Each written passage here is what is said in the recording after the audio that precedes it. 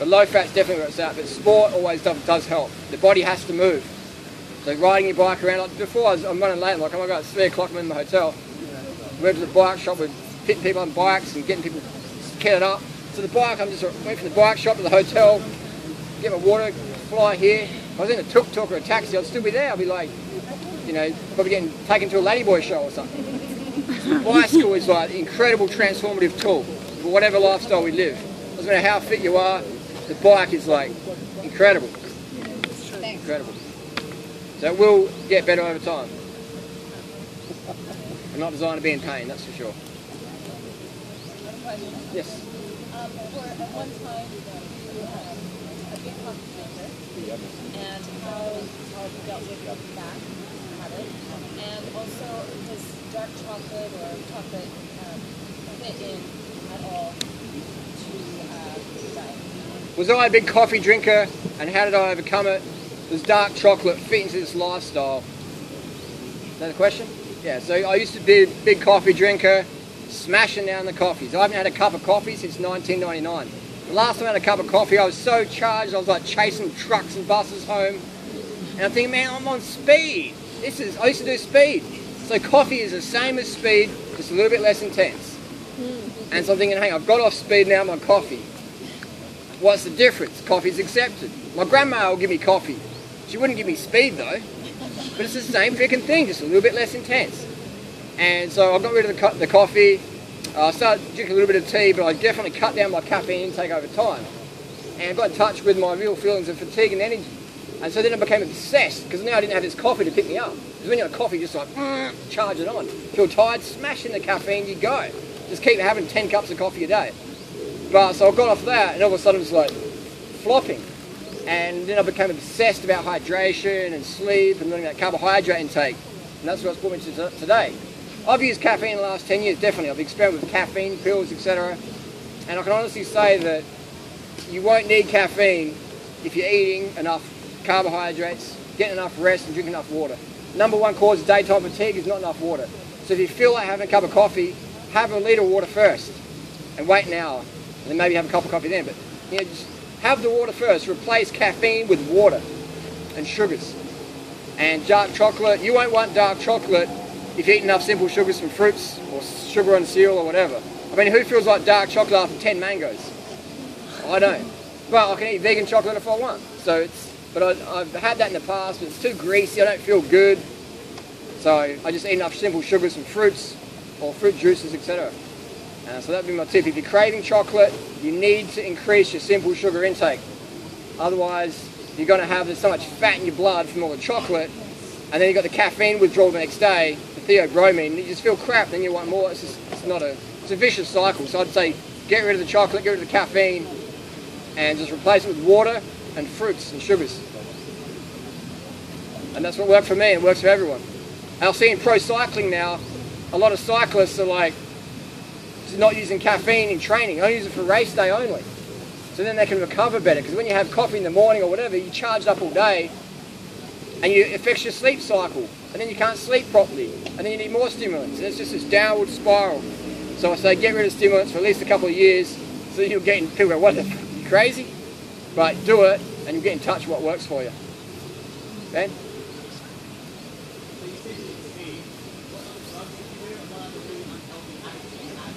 I used to eat McDonald's every day, meat every day, dairy every day, did speed, ecstasy, cocaine, meth, bongs, acid, pretty much the standard Australian teenage diet. Acid, bongs and Maccas. And yeah, so it's good I lived on that side of the fence. I mean, it was good, but I lived there too long. I wish I learned, you know, I wish I was at the Thai Fruit Festival when I was 19 or whatever, instead of, you know, breaking in the cars and being in jail and for graffiti and all that stuff. So, but it's good to have that background, so then I can relate to other kids and say, look, I've been there. It might be a bit of fun for a bit, but it ain't going to be sustainable. You might want to make some changes in your life to head you in the direction you really want to go. Otherwise, you're in jail, getting affectionate with a broomstick against your will, with your head in a bench vice. So, yeah. A lot of people say, okay, good carbs, fair enough, But what about the refined carbs? They say refined carbs actually get stored as fat. Yeah. And like if you drink only juice just in one sitting, then that's a different thing. But you prefer white rice, right? So can you explain why you would say they're not bad? So the question is, people say fruit's good, brown rice is good, but stay away from sugar and refined processed carbohydrates will make you obese. And I used to think that as well. Mm-hmm. I watched some of my older videos and I'm like, wow, I used to entertain that. But then I worked out, hey, I'm eating a fruitarian-based diet. I'm eating like 300 grams of fructose a day. I'm eating so much sugar a day from fruit for like 10 years. I'm still rail lean. And what's the difference between processed sugar? There's no difference except that the processed sugar doesn't have the vitamins in there. Mm-hmm. So if you're just having like sugar and water, there's no vitamins in there. So you might be vitamin C deficient one day or whatever, but you won't because you eat enough fruit anyway. What processed carbohydrates don't make anyone fat. It's what they eat them with. When most people have sugar, they have it with like the sauce on a hot dog or the ketchup in a Big Mac or a donut. You know, like we had this discussion on Facebook today, we really did. Someone said, oh, pasta makes you fat because it's refined, it's processed food. It's like, it doesn't make you fat. It's the cream cheese people eat with their pasta. So, monkeys flying at me? So it's like, processed carbohydrates are fine for weight loss. Perfect. They're very, very lean. But they don't have enough vitamins and minerals to support your health. So you need the fresh, whole plant foods like the fruits and vegetables in addition to that. So if you just lived on white rice and sugar, you'd be amazingly skinny long term. But you wouldn't get enough B vitamins or C or things like that. So you need the fresh foods, the whole foods. But processed carbohydrates, I mean, this is sugarcane juice. You know, been drinking that today, been drinking fruit juice. Processed carbohydrates. Slim as. You go to Asia. Look in Asia. They live on white rice here. Everyone's pretty slim in general. You know, everyone's pretty slim. Then you go to Australia, people's definition of processed carbohydrates and meat lovers triple cheese pizza with bacon rashes. And they blame the white flour. Nah, it's the fat we eat, it's the fat we wear. 100%. Otherwise I'd be obese. I don't do enough training on the bike to warrant my level of leanness. Neither does Freely. Freely looks like an Olympic level cyclist or runner. She's fit, but she's not that fit. I know girls who are fatter than Freely who can ride fast and run faster than Freely. But they don't eat the same as Freely. They do all the training though, they're dedicated, but they eat the dairy and the meat because their coach says you've got to have protein. I'm like, if you want to be a skinny runner, you've got to get your protein right down, otherwise it's going to be too heavy. So processed carbohydrates are good for weight loss as long as they come from a high carb vegan source. And for your health though, you need to have your fresh fruits and vegetables to get enough nutrition. But by adding in some processed carbohydrates like sugar, it means that if your fruit isn't that perfectly ripe, you're getting some more sugar in. Like when I used to eat just bananas for smoothies, I had good energy. But when I started adding sugar into it, I'm just like, boom, more stamina. So that's, I think, I see a lot when I was a raw food purist. I had very undulating stamina levels, you know, but now it's just like crazy all the time. Any day of the year I can go ride 500 kilometres in one day if I want to. I rarely do it, but I know I can do it any day of the year because now I've always got enough energy. But when I was a raw fooder, I wanted to do it, but I'm like, oh, you know, I don't know. But now it's any day of the week I can go and do it. You know, so it feels good. But yeah, processed carbohydrates, good for weight loss. If you're obese, it's going to help you with the weight loss. No one else is going to tell you it because they're scared of stigma or whatever, but I'll tell you straight up, definitely. Do you ever spend a thought on the higher fat content of the whole foods? So starch is basically like the brown rice or any kind of pasta. Is that an argument for you? The fat content of rice? Yeah, like the difference between the refined and the unrefined starches. What about them? So there's a little bit more fat. Yeah. No, it's not. You won't get fat from eating brown rice or corn. Yeah. Even though, yeah, it might have more fat than bananas. It's not enough fat to make someone fat. Yeah. Long term. Yeah. And then you got the case of people on a rebound thing. They might have a calorie restriction past or a bulimic past or a drug addiction past. So then they get enough calories, the body holds on to more fat and fluid.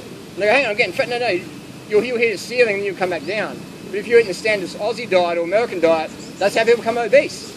So you might get heavy for a bit, but eventually you'll come down like Freely. She used to weigh more than me.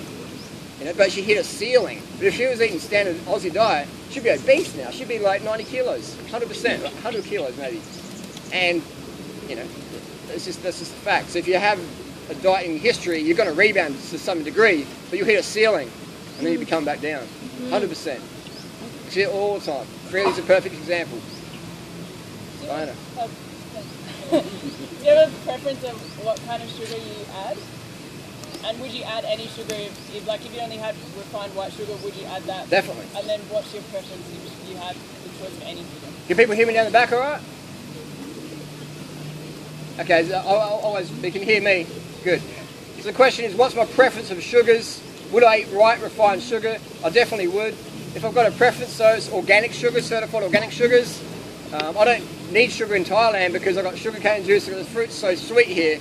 I've got coconut syrup drinks, but in Australia, it's hard to get quality sweet fruit consistently. So I use organic sugar in Australia. It's like a brown organic sugar. I'll use white sugar if I have to, for sure. It's not an issue. Again, if you eat enough fresh fruits and veggies, you'll get all your minerals and vitamins there. But white sugar doesn't make anyone fat. It does not. It does not at all. And I'm living proof. And all the people who are freely, that's what people eat with their sugar. Yesterday I saw this skinny Thai lady in the 7-Eleven, and she had this big jug of like red syrupy soft drink. And that's all she was getting. It's like a treat or something. But in Australia they'd have that plus a hot dog or a meat pie. And then they blame the sugar. Because people want to eat the greasy and the fat stuff. They think, oh, no, it's the sugar's the problem. White poison, you know, sugar, the bit of truth, you know. Robert Lustig, the obese guy, told me that fructose is bad for you. But that skinny DURIANRIDER says fructose is good for you. I'm going to listen to the obese guy. So people want to hear good things about their bad habits. If I cut out sugar, I can go and have a mistake. And I'll have a bit of sugar on it anyway, because you've got to live, right? So it's just a bit, what people do is they say, oh, I don't eat sugar. Like the other night I was in the 7-Eleven getting some juice, right? I had like 7 juices lined up, or 10 juices, whatever. Big pile of juice in my bag. This guy next to me's got a Coke Zero. I've got to say something, you know? So I said, oh, you should try this juice out, it's really good.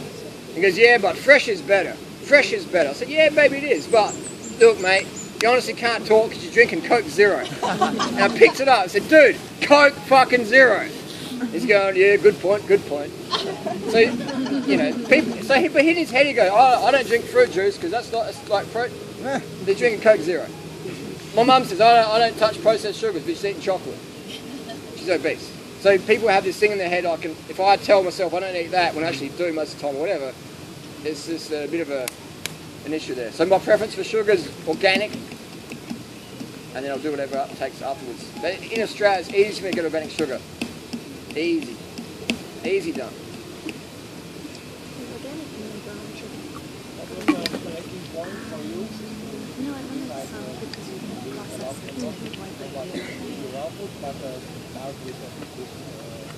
What was the breaking point for me to leave raw food purity and go back to what I used to do, a high carb vegan diet with lots of fruit anyway?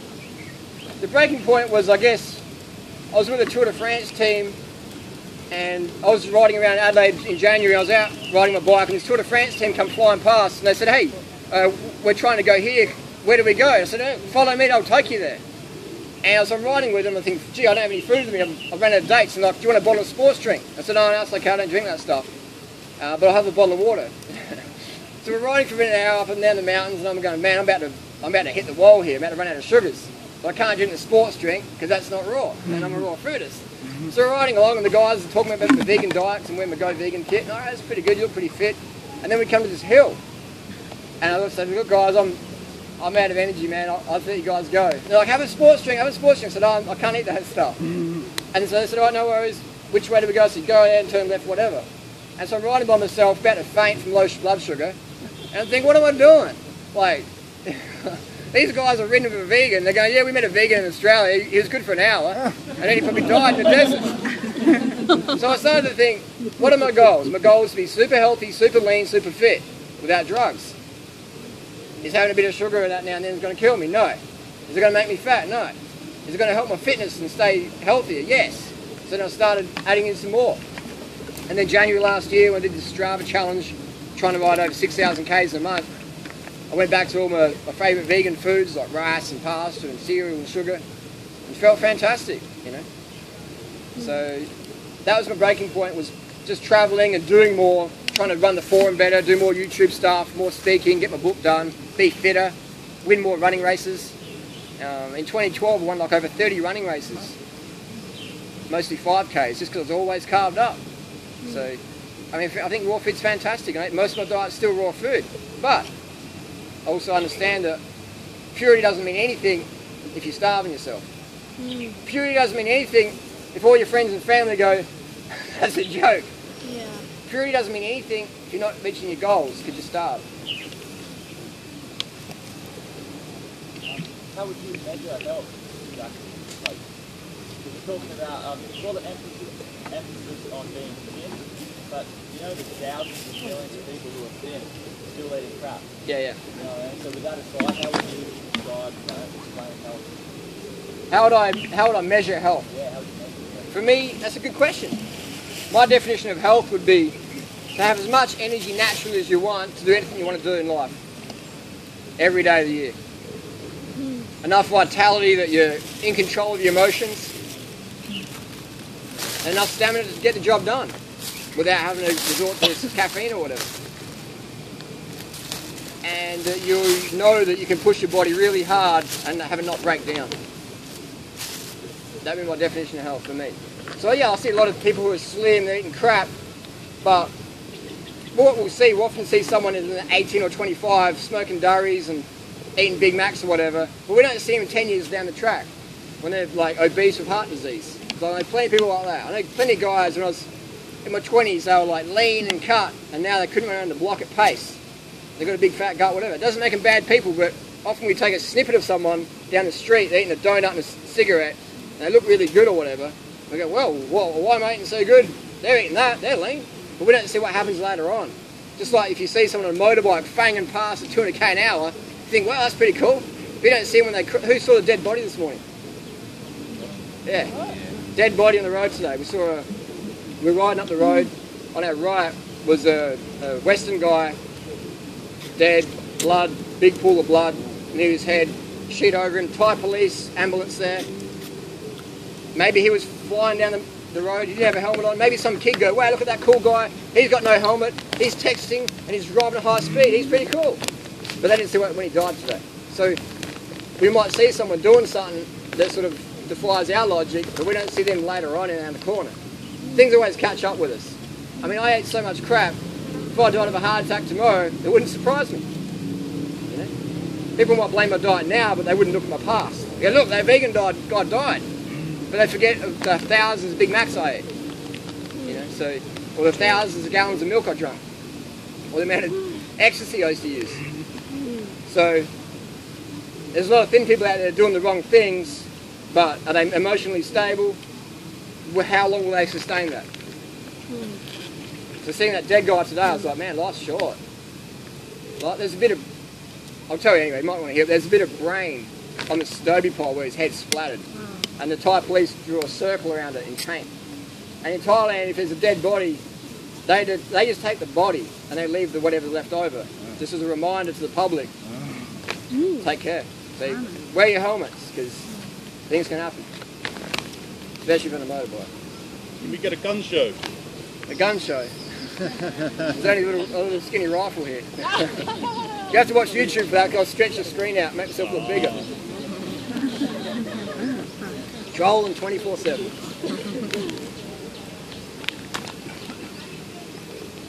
How do I deal with criticism? Make $11,000 a month on YouTube. How does Freely deal with criticism? Makes $21,000 a month. Literally. That's how you deal with it. Educate people and on YouTube. Our ability to help people, help themselves, is in direct proportion to our ability to handle criticism. We can't help anyone unless we can handle criticism. Because you might say something to your parents, your lover, your mother, your brother, whatever.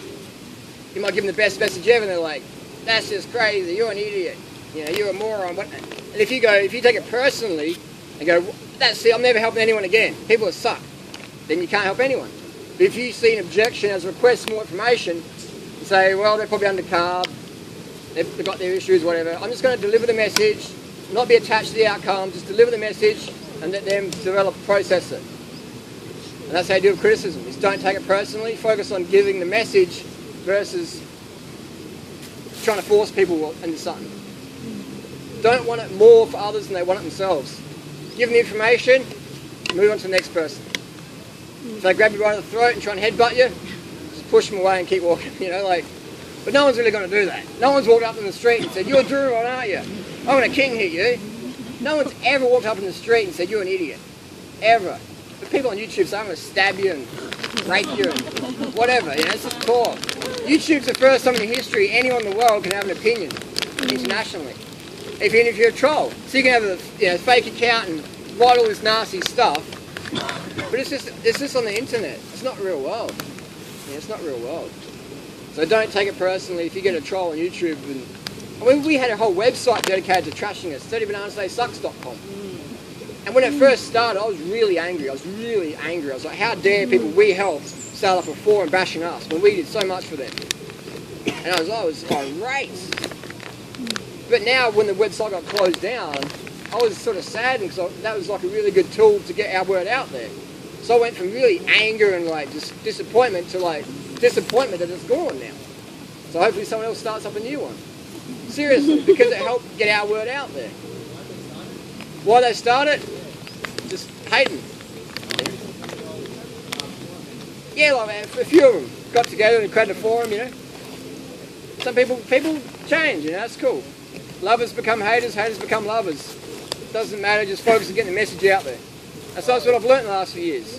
Focus on getting the message out there versus trying to please everyone. Because what's that saying? You can't please everyone. You can please some people some of the time, or whatever. End of the day, just follow your heart. Criticism, learn to deal with it. You're going to get a lot of it. Criticism is good. Helps you learn more. Charlie, you said criticism doesn't bother you, but it seems to bother you when they degrade you at the Woodstock. That's a good question. Criticism doesn't bother me, but Harley, when I got relegated to the Woodstock, that bothered me. That wasn't really criticism for me. Criticism, my definition of criticism is like sharing your opinion.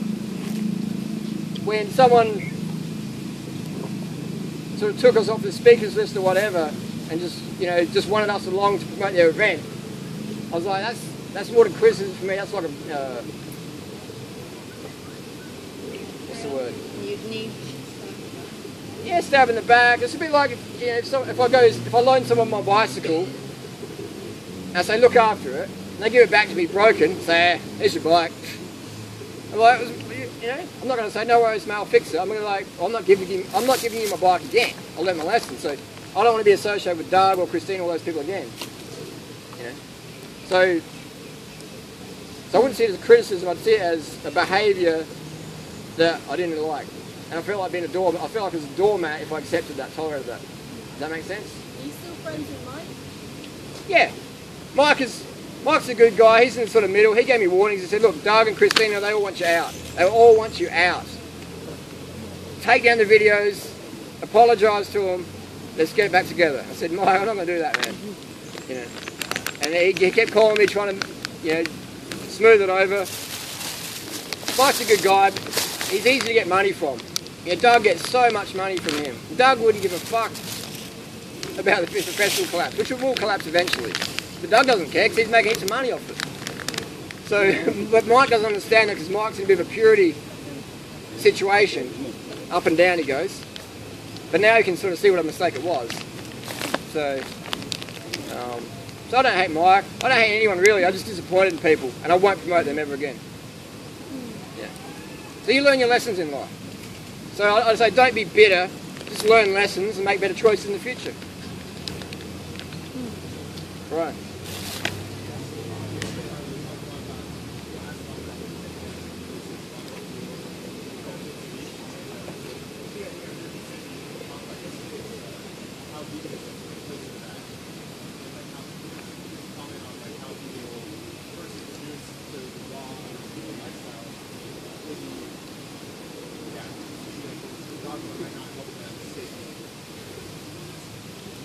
In a sentence, what would your question be, you think?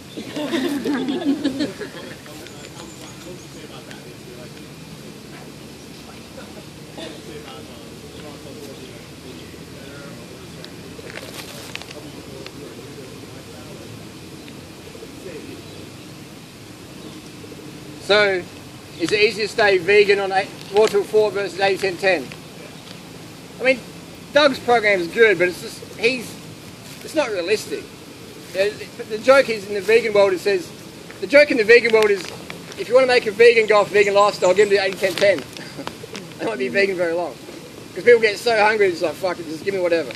So, but it's got some very good virtues, very good virtues. So we're trying to create a program that gives people options, the best options around, versus just say, this is how it is, or nothing else. Most people do 80-10-10, they're eating Big Macs and bacon on the side. I get all the time people write me, I've been coached by Doug, but I don't tell anyone because I'm trying to be 80-10 down 100%, but I'm still obese. I'm like, what are you eating?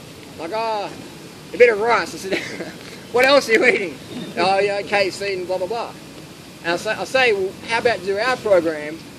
You know, and they're, oh, I'm trying to do 100% raw, you know. And I'm like, no, forget that dogma or whatever. Be 100% carved up, lean and healthy for life. So we find this program is a lot easier for people to do. Because it's great here. You've got people who have fruit for dinner here. And you've got people who go and eat the restaurants out of rice. So we're giving people options and they can adjust and calibrate for whatever they want. They might go, I'm going to eat fruit for the next 6 months and me have rice at Christmas time and Thanksgiving. Cool. So we're giving people options and we're empowering them and letting them know more about their body. So 80-10-10 is a great book, but it's a bit outdated. You know, some things to improve upon, definitely. More lifestyle choices, talking about the mindset, etc. That's what we promote, lifestyle of this, because for many years I promoted 80-10-10 as the only book to read, and I just getting so much feedback. People try it, like a lot of my cycling friends would try it, and they're like, yeah, I did the vegan diet, it doesn't work for me, Harley. I'm like, well, you did the fruitarian diet, maybe that didn't work for where you live in Australia, whatever. They're like, but I thought vegan was fruit. Yeah, so we're trying to educate people what a vegan lifestyle is and what's the best way to do it. The fruit should be the main part of it, but there's other things you can eat as well, if you want to. Does that sort of answer your question, or? Yeah. So that's why, you know, that's why our movement is growing so big, is because people can actually do it. Like, Christina will get a lot of subscribers, but there's such a high turnover, you know, because people get excited and go, I can't do that, and then they just drop off. People watch us and go, yeah, I can get bananas, I can get rid of rice, yeah, let's go to a restaurant with my friends, yeah, I can do that. 80-10-10, you can't go to a restaurant the rest of your life. I'm just going to eat cucumbers and tomatoes. Who's going to eat cucumbers and tomatoes at a restaurant? I mean, I've done it, I would do it, I don't care what people think, but most people aren't going to do that. Who's going to have like a fully raw kale salad at a restaurant? No one's going to do that. What's that? It would still be healthy and enough, wouldn't it? It'd still be healthy, but a lot of people socially wouldn't want to do that. So your diet has to be beneficial for your social life as well. Unless you're just like crazy like us, and you know, I've gone to restaurants with a bowl of grapes. I don't care, you know.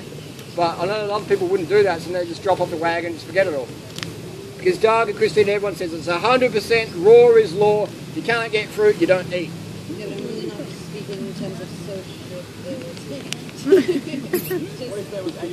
No fucks are given. Really just a question of health, not sociability. It's just purely health. Without overdoing sports, raw foods 100% are enough to sustain ourselves. Depends what raw food diet you're doing. You know? Oh, we have solids like bananas, of course. Yeah. Yeah, it's great. It's fantastic. But you still need to do sport. You can't be healthy unless you're doing sport.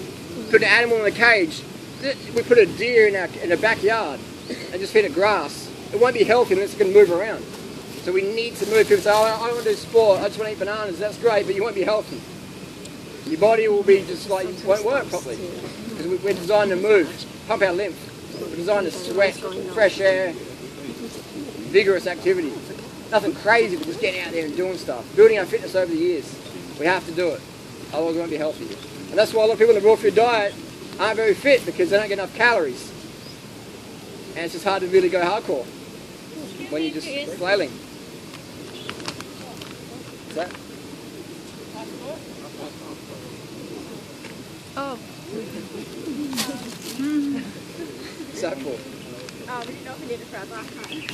Oh, okay. Yeah. Who's that lady? She's got Thai police or something? Have you seen these people? I don't know. I think earlier I've watched you and Freely talk about not having any added salt at all and just using greens to get salt, but yesterday you said it was alright to have a bit of salt, Yes. even iodized salt, so I just wanted to ask you about that. So why did our story change? We used to say no salt, no salt, no salt, and now we're saying have a bit of salt, it's okay. Why did we change that? Because again, we sort of worked out a little bit of salt's not going to be an issue at all. You know, you might wake up with a puffy face, but you go move, your face sucks in again. So how you feel in the morning isn't necessarily how your whole day is going to be. I remember one time in 2002, I was in a bicycle race in Canberra, Australia, tour of Canberra, and one of my cycling buddies, we were sleeping in someone's lounger on the floor, and I woke up feeling really crisp, energetic. He woke up, looked at his face is puffy, and it's just like waking up, and I thought, man, he's going to have a really bad day today. Look at him, he looks like shit. He won the race that day. He smashed everyone. And so I learned how you wake up in the morning isn't a reflection. He totally obliterated the field. Alright? He woke up looking like a truck hit him. So I learned just in that day that how you wake up in the morning, how you look or feel isn't a reflection of what's going to happen later in the day. So you can have a bit of salt if you want. You don't need to. I did salt-free for a number of years. You don't need to have it, but if you want to have it, have it. But just, I wouldn't recommend having a salt shaker. Like, you know, like my step-grandpa used to like shake the salt on his food, you know, then taste it, and more salt. That's obviously too much salt. We don't need that much salt at all. You know, so even when I go to a restaurant now, I can't eat it if it's too salty. So a little bit of salt's fine, and sport is going to help you flush out any extra salt if you're eating it. You just want to do sport. Even if you're on a salt-free diet, you still need to do sport. It's going to help you so much. So a bit of salt here and there is fine. You don't need to have it if you don't want it. Julia.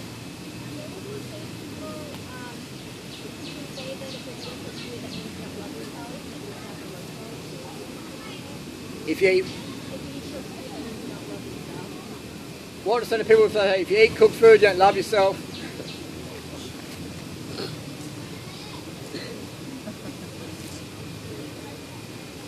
I don't know on that one. That's an interesting one. I think there's a level of orthorexia. Like my friend one time, we gave him some raisins, just some organic raisins. And he says, is there any sugar in this? I said, no, no sugar, no sugar. There's no sugar in them. They're totally organic. We gave him the sugar, the raisins. He ate them. And he said, oh, these are good. And he's eating his raisins. He said, oh, they got sugar in them. See the white crystals? There's sugar. It was no sugar. And he just started flipping out. He's freaking out. He's spitting them out. He's washing his mouth out. He's going, you guys are assholes, man. You know, blah, blah, blah. We're in this forest in the mountain bike ride. And he's going, I'm trying to be raw. I don't want to have sugar. I'm going to get sick. So he made this stuff up in his head that wasn't even there. And then after a few minutes of pissing ourselves laughing, I said, look, Keisha, we don't need to panic you, man. There's no sugar in it. He goes, that's bullshit. I can feel it. I said, look. So it took us over 2 hours to calm him down, literally. And say, look, here's the packet, man. There's no sugar on there. And he goes, oh. And that lesson that day, realised that how much we make things in our head bigger than they really are. So if someone says to you, you eat rice means you don't love yourself, I disagree with that. I think you can, whatever diet you eat, you can still be loving of yourself. That's my opinion. Because love is just a choice in the moment. It's not really what you eat. Obviously, you eat better, so that's what we want, but one point in my life, but I realised it's unrealistic. You're getting good at something that's really dumb. And being totally pure and just like, is my water raw? You know, there's people that sell raw water now. So I think it becomes an extreme where it's a bit unbeneficial. So it's about finding the balance point. So loving yourself is just a choice in the moment. The 1,000 milligrams of sodium, is that including the sodium and vegetables, or just from everything? Like everything. You can have more than that if you want. Oh. The body needs maybe 150 milligrams a day of salt, so we don't need much at all. But if you're sweating a lot, your body's going to get rid of any excess anyway. So it's not an issue. It depends what food you're having your salt with. Again, salt, if you've got high blood pressure issues, your blood pressure is going to go down once your fat intake goes down anyway. So I don't see anyone here at this festival eating too much salt. But I do see people who might be going to bed too late, or not drinking enough water in the morning, or, you know, not doing enough sport, moving the body around enough. But I don't see anyone here eating too much salt. Would you say with intense training you actually need a little bit more salt? Yeah, I mean, I didn't find I needed it, but it didn't hurt when I put it in there. Okay. But if it helps you eat a healthy diet, then use it. Because I felt better when I did pretty intense training and I got that fatigue. And so Yeah, if you feel better with it, it's fine. I felt A better. little bit. Yeah. I used to be pretty hard on the salt, but I've relaxed a lot on it. So I realise I've looked at, just as the older I get, the more experience I get. It's not really an issue. What I found from salt is I get tired. If it doesn't work for you, don't use it. Yeah. Simple as that. Like if you don't need to add salt to your diet. If you want to have a bit, do it. If you don't like it, don't use it. Simple as that. So we give people options on this RawTill4 fruitarian carb to fuck up lifestyle, whatever you want to call it. We give people options. So you can have the salt if you want. You can have no salt. You can have all just pure fruit and vegetable. You can have vegan pizzas for dinner. We give you options, and you soon find out a template that works for you in your life. That's what I'm trying to do, is put the responsibility back in the individual and give people options in today's real world. No matter where you live, what your current weight is, what your current fitness level is, how much money you earn, you can do something. You can do this lifestyle. Still in the shop. You know, when it's too far the wrong way, for example, I have a friend who's got it for a while and she got it sick, and I'm not sure It's she just a rule. got supplements, but how do you know when it's gone too far the wrong way, or you're going to put top or How do you know your diet's not working for you? Probably when you're like, just can't function anymore. Yeah, I mean, a lot of people have got eating disorders, and then they get into the raw food lifestyle, and then they've got maybe anorexia or whatever, or they're calorie restricting, and they go, I'm going to calorie restrict. Now I'm going to be a fruitarian, I'm going to bring my calorie restrict lifestyle with me. And then they just like flail and fail, and the doctors go, oh, it's a fruitarian diet. But it wasn't that, it's their anorexia they brought over. So, how do you know something's not working for you? Well, it's just not working. But a raw vegan diet can be anything. It could be like a David Wolf, cacao, cashew, greasy smoothie for breakfast, magic ormus, and extract diet. Or it could be, organic mangoes and peaches and heaps of celery or whatever. So it depends. And then the person might be going eating a clean diet, but now they're up late till 2 a.m. on the forums reading and watching YouTube videos. This is about 9, 8 p.m. now up at 2 a.m. They're going to crash. Like Christina, she's going to crash hard because she goes to bed at 3 a.m. often. She will not be able to sustain it. She's young, she's got good genetics, she's eating a good diet, but her lifestyle is not sustainable, so she will crash. And when she crashes, people might blame the diet. But it's more the lifestyle. Late nights will catch up with you. Definitely. I see it already. She's going to crash soon. I take B12, but I do that because I'm a cyclist, not because I'm a vegan. Someone asked me today in the health food shop, what's the best supplements for vegans? I said, vegans don't need any supplements. But if you're an athlete, then B12 can help you. Because it brings your red blood cells up. And it's just a safe vitamin. So vegans don't need supplements, definitely not. But if you want to be fitter, I'd recommend doing a course of B12 shots and seeing how it affects you. Because B12 is common to be low in this today's society. The air is so polluted, the water's got chlorine, the food's dipped in chlorine. So a lot of that reduces the amount of B12 in our system. Or maybe we've got more stress, we've got kids, we've got money problems, that all chews up your B12. So people say, just eat some meat. Meat doesn't give you B12. If it did, only vegans would have B12 deficiency. So that's why we live in such a sterile world, doing a B12 shot every month or so, or 2 months. It's just a little something unnatural to help us in this unnatural world. Safe, whatever. But I don't recommend vegans do B12 shots. I recommend anyone should do B12 shots. But look into it. You don't have to do them because I say so. Just do your own homework. But the vegan diet, you don't need supplements. But if you want to be an athlete, B12 shots can help you. They're safe. But it's optional. Do what you want to do.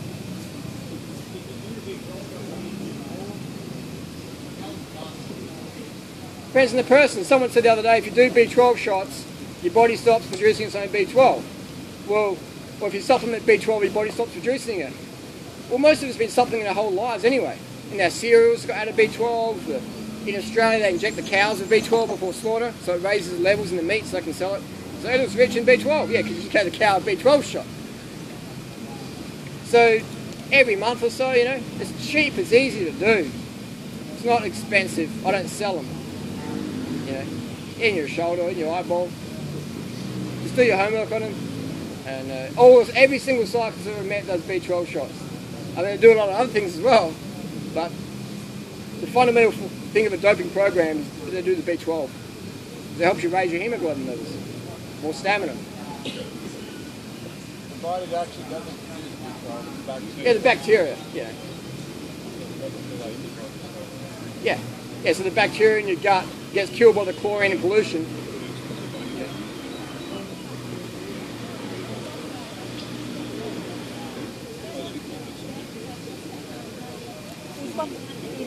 No, I actually can have a look better when I'm... Okay, there, I cannot really look at this when I'm... So the question is, I'm a boxer and I want to drop weight? Yeah. So maybe if you're if you're a fighter and you've got to be in a certain weight class, and when you drop weight you have no energy, my suggestion, and you're eating healthy, my tip would be go to the next weight class, because maybe that weight is too low for you. So I could drop down to 55 kilos easy, but I'd be like, you know, I couldn't do anything. So if I was a boxer, my weight class would be probably 65 kilos if I was fighting. But I could get down to 55 easy. I could get down to 50 kilos, but I couldn't walk, let alone fight. So I'd say, like, too many people fighting a weight category that's too light for their level of fitness. So I'd say go to the next category up and just dominate. Or maybe long term on the program, your weight will probably drop anyway. So it depends. It depends. But I think on the program your weight will drop long term. But right now, you might have to fight that class, and then down the track, you fight at lower level classes. But if you try and stress yourself now to fight in a class that your body doesn't want to fight in, there's no point in doing that. Fight in a weight class that works for you now, and reassess in the future. Does that make sense? Yeah. And in that way, it's easy. And then you can maintain high levels of fitness. And over time, your weight might just drop down, or probably will. Then you'll have to be crashing it and forcing it down. And that's what can cause burnout in athletes. So let the weight take care of itself, and just do good things, and it will be all right. That's what I do anyway.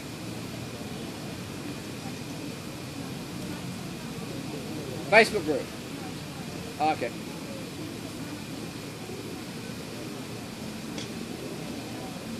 Yeah. What's the question?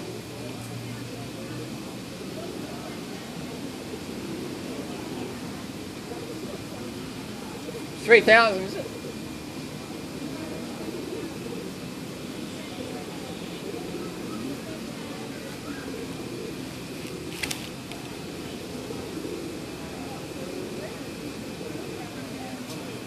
I wanted to know what to use to count calories in that vicinity. Probably chronometer. Is that a secret password? If you got a site, oh, I'm not going to get back, I'll get back to you. No. Yeah. Remind me back at the hotel. Maybe someone's changed or something, I don't know. No, I can't use it on my iPhone anymore. I used to be able to now. I can actually if I go through Google rather than my Facebook password. They got banned. I didn't get back. There's always glitches. Maybe try a different browser or something. Yeah. Yeah, like when I went through my Google password instead of my Facebook one worked again. Yeah. Facebook is working. Yeah, we'll sort it out. Questions?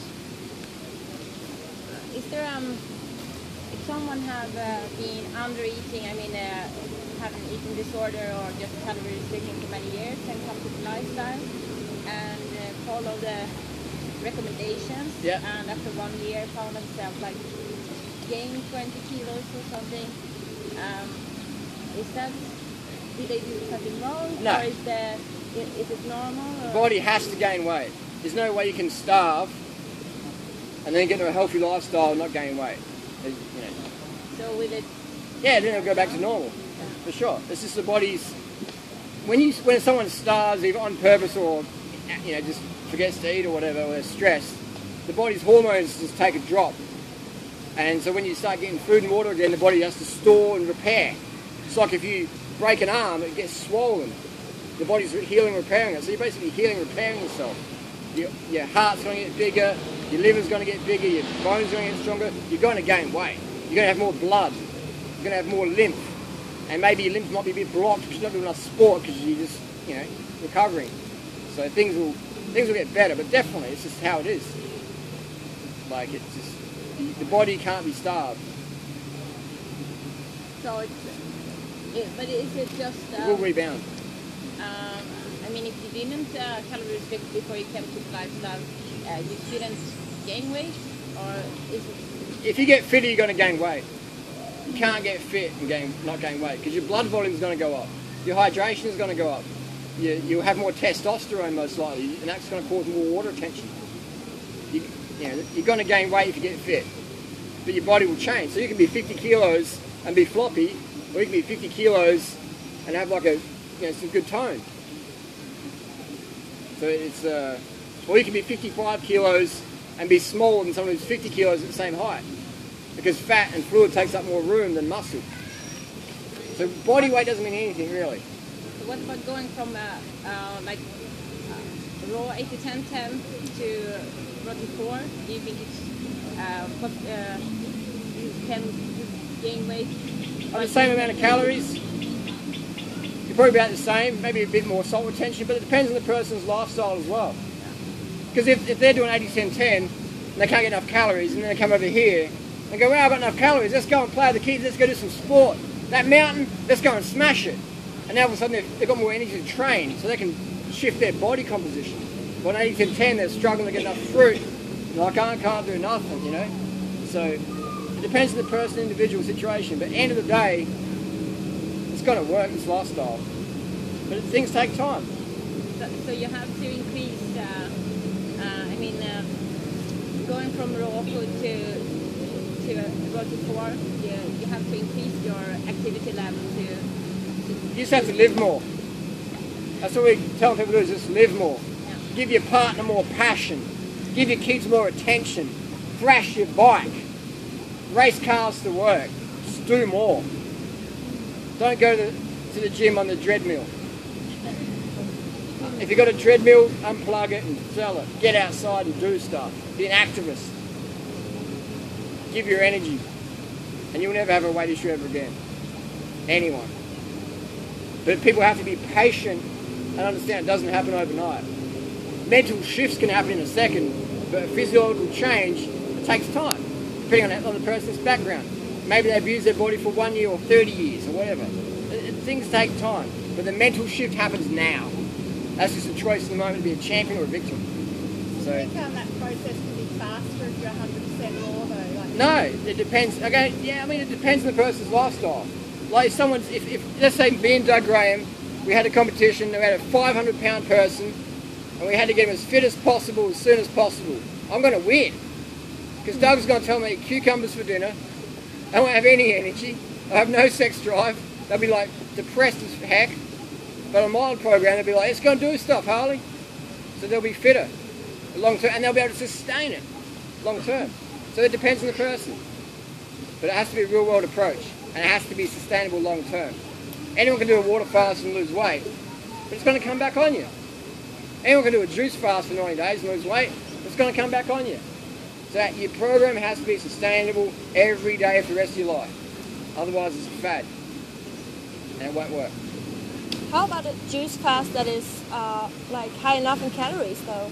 You need fibre. If you have, the question is, what about a juice fast where you're having 5,000 calories a day? So that's good. So you get enough calories, but you got no fibre. So your digestion gets really weak. And then when you have fibre again, you're like, oh, it's not working properly. So you need to have fibre. You need to have fibre. Fibre is a nutrient. It helps the digestion, everything. So yeah. Ultra running is sustainable over the long term and not the lifestyle. Is ultra running sustainable long term on this lifestyle? It depends what your training's like. If people are like running at night time instead of sleeping, probably not. Definitely not. If people are running, if they're taking painkillers so they can run, that's not sustainable. No, training sensible during the day, about For sure. 100 miles a week. All the best ultra runners are high carb vegans. Vegan as well? Mike Arnstein's eating a cooked vegan diet when he ran his fastest times. He wasn't eating fruit when he was running, he was eating gels, you know, sugars, juices. So yeah, he's eating his pasta and beans and stuff. Still a lot of fruit. But Scott Jurek, you know, all those guys, for sure. Kenyans, the Kenyan runners, they eat mostly corn and bananas. So definitely sustainable. It's just a matter of if this person's training right. If you get pain as a runner, you shouldn't train. Like Victoria Arnstein, she had a hip problem because she took painkillers in a race so she could keep going. So she did her race, but she had an injury that lasted for months. Mike Arnstein had to quit running at a high level because he started running with leg weights and got a hip injury. And he was forced out. So you have to be smart with your approach, otherwise it won't work. But for sure, I mean, high carb, low fat diet creates superhuman stamina, so you have to be careful with your training, so you don't overtrain. Like today on the mountain, we talked to a few people, they're like, Harley, I'm feeling a bit fatigued. And I'm like, why is that? I don't know, what's wrong? And I'm like, is this the most kilometres you've ever done in your life in 1 week? And they're like, yeah. Like, maybe that could be a factor. And they're like, yeah, I guess. And I'm like, have you ever ridden up a mountain this tall in your life? I said, no, I've never. But you've done it the last 3 days in a row. And they're like, I guess. I said, yes, that's right. So we have to be realistic with how we feel and what's going on. But that's where my experience comes in. I've had the opportunity to train with some incredible athletes on amazing drugs and talk with the coaches, etc. So I get to have some unique insights I can bring to the table that a lot of raw food people or health people don't have because they don't have enough energy to associate with these high-level drugged-up athletes. So they're not there at the cafes talking or whatever. But I've been there, I get to hang out with a lot of different demographics and bring that information back to the table. It's good stuff. I love learning about how the human body works and things like that. But I'm not a smart guy, but I pay attention to details. And that's what matters, the little details, the little things. The millimetres on your seat, up or down or whatever. It's the little things that add up. Your experience you gather from riding with other pro cyclists, what's the 5 best tips you got for riding faster with a faster rider? Is that speak up here? With all the information you've got from riding with pro cyclists, what's the 5 best tips you've got for riding with, again, becoming a faster rider? What's the 5 best tips I've learnt from riding with pro level riders? The biggest tip would be staying hydrated and peeing clear every 2 or 3 hours. That's the tip I learnt from Stuart O'Grady and Cadell Evans. He told me just get as much sleep as you can. That's the second tip. Third tip would be from Dr. Ferrari, just saying that most people don't eat enough carbohydrates, so eat as much carbohydrates as you can get and keep your fat intake low. From Lance Armstrong I learnt cadence, always spin your legs out up a climb.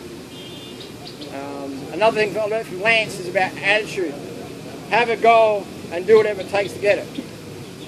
Maybe minus the drugs. But just that mindset, just do it. Get it done. Get it frickin' done. So they're the biggest tips I learned. Water, sugar, sleep, mindset, and cadence. Yeah. We'll do a couple more questions and we'll wrap it up. You able to speak to any of those athletes about the vegan diet? Oh, have I ever spoken to any of those cyclists or athletes about vegan diet? Definitely. Because all cyclists want to be a little bit leaner. Just a little bit leaner. Doesn't matter how lean you are as a cyclist, I can lose a little bit more weight. So they're always looking at diet. But a lot of the pro guys, I tell them about the diet, and some of them go, you know what, I eat like you in the off season. I'm not a vegan, I don't care about the animals, but I eat like you, I've seen your videos, blah, blah, blah, and yeah, some good stuff, but I can never be a vegan full time. So they're taking this stuff on board, more and more, because now the drug control is getting tighter. You have to look at other ways to get the performance enhancement for your diet. So nutritional doping is definitely increasing now. Where riders are looking at beetroot juice or replacing dairy with soy milk or rice milk. Oh, it's happening for sure. Everybody, I feel like, loves this lifestyle. This is amazing to not be restricting calories. Yeah. And a lot of people count calories, I feel like, to get enough calories in. Yeah. And I'm just curious how you would measure, like, everybody burns a different amount of calories with different exercise depending on their, know, depending on their fitness level. And I'd like to hope that we still have like intuitive eating skills and can feel when we're full and stop eating. And it seems to me that with this lifestyle, it's hard to be intuitively eating when I'm trying to get so many calories in. Yeah. And where's that balance between stuffing yourself and listening to your body and how you deal with that? So where's the balance between stuffing your face with pad thai or listening to your body and saying I've had enough? You'll get to that point over time. I just basically eat until I'm about to vomit and I go, I've had enough. In cycling they say eat till you vomit, but then eat what you vomited. I don't think vomit tastes that good. So I eat till I'm about to, I'm just like, I'm done. You know, I could probably force in some more, but I'm good. Do you think that's healthy? Do I think it's healthy? Definitely. Athlete, though. I feel like if you're not an athlete, Because I look at every single wild animal in nature and they will gorge. They will eat as much as they physically can. Well, if you look at a snake, it will eat like an antelope. You know, it'll take 2 hours to get it down its throat. Yeah, but not every day. If it needs it, it will. It's about eating but we eat different foods. The foods we eat pass through our system really quickly. If a snake eats an antelope, it's not gone in 2 hours. It takes days to digest. So our food, like fruit or rice, is gone in a few hours or a day. So I say eat as much as you want. A lot of people say, no, you guys got to have 1,200 calories a day if you're 80 kilos. And if you're 100 kilos, you're going to have 800 calories a day. No, eat as much as you want. And use that fuel to get stuff done in life. People often eat stuff and they just sit around watching TV. And that's cool, but you're wasting your life. Eat your food and get shit done. Have goals, write them down. Put the fuel in, the pad thai or the mangoes or the bananas or the vegan pizzas. You use that as fuel for tomorrow's action. And you never have to worry about calories. People tell me all the time, I've had psychiatrists say, you have an emotional eating disorder, Harley. You're a binge eater. I'm a psychiatrist. You are a binge eater. I said, cool, man. Thanks for telling me. Just live more. So how do you listen to your intuition? Often our intuition's been clouded from the psychiatrist or our parents or our past history. Just eat as much as you can handle and get shit done. Basically, that's what I do. So people will say, like Doug or other people say, just don't eat too much, blah, blah, blah. Eat cucumbers for dinner. Not for me. Not for us. And the main reason Freely and myself has a social media presence, what we do is carbohydrate intake. Because to maintain that constant intensity every day is fuel. That's all it is. It's carbohydrate intake. So I might not feel like eating, but I'll eat because I know tomorrow I have to deliver again. I have to go around the mountain again. I have to answer the same 100 questions again. I've got to take people to the bike shop again or whatever. And I love doing it. But I understand it takes fuel. And if I want to do what I love, I have to put the fuel in so I can keep doing what I love. If you want to drive your car somewhere, you've got to fuel it up. Same with your body.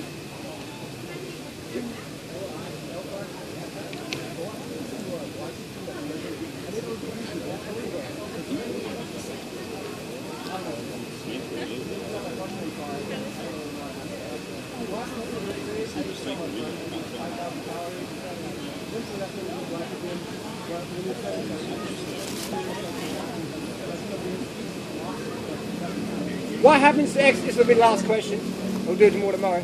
What happens to excess calories? Let's say we eat 5,000 calories of rice and we sit down.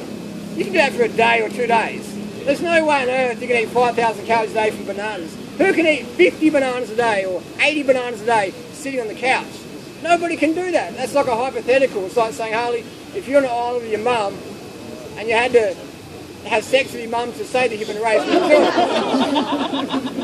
It's like, it's never going to happen. It's crazy. So, but that's what people say. I understand that question. But, yeah. But I get that question a lot. It's a common question. You can't eat too much carbohydrate. Long term, you cannot. You cannot. It's physically impossible. Because carbohydrate is 4 calories per gram. But with fat's 9 calories per gram. So let's say I'm going to put this water bottle in my stomach and that fills me up. And that's my daily carbohydrate calories. That's the only volume I can have. Let's say it's 3,000 calories. If that was fat, that's 6,000 calories. So I've gotten 3,000 calories too much because I've forced that in with the fat. Fat's very dense. That's why people get fat. is because they might have 600 grams of carbs per day, but they have like 200 or 300 grams of fat with it. So at the end of the week, they've got 2 kilos of extra fat to deal with. And that's how people get obese, is they're having their carbs, they have a lot of fat with it, and animal protein, so the insulin level is really high. So they've got high insulin, they've got this massive dietary fat intake coming in all the time. So that's how people get obese. No one is obese eating steamed rice and corn and fruits. No obese person on the planet is shopping their cart around the Costco and filling it full of mangoes and peaches and rice. I've been to Costco, every single obese person I've met, unless they're just on the lifestyle for a short term, and then they become slim over time. They're all eating the same obesity foods. But they'll tell you quickly, oh, rice makes you fat. I'm obese because, I don't know. I'll tell you why you're obese, I'll tell them, blah, blah, blah. So what happens to excess glycogen? Your body burns it off through dietary thermogenesis. People say you need to burn your glycogen before you burn fat. If that was the case, I'd be obese, because I rarely run out of glycogen. Excess heat, dietary thermogenesis, just sweat it out. Yeah. Excess carbohydrates get burnt by dietary thermogenesis, 100%. That's why you never ever find someone long-term, 5, 10, 20, 50 years on this lifestyle is overweight. Because the body's not designed to be overweight, because it's bad for the knees, bad for the joints, bad for the spine. So the body long-term always wants to gravitate towards a slim physique. That's why when people do steroids, they get big and swole. As soon as they get off the steroids, the body shrinks down again. So it doesn't want to be that way. The body wants to be like a greyhound, because that's what the joints are designed for, lightweight. We'll do more Q&A tomorrow. We'll try and keep it an hour every day. Smash it out. Cool. And just a quick announcement. We had a dinner at Happy Green organised, maybe from Monday or Tuesday. What we're going to do so people turn up is it'll be about 200 baht, is that right? Yeah. Do you want to talk about it? Or? Yeah, we'll collect money tomorrow. So the first 80 to 100 people who give us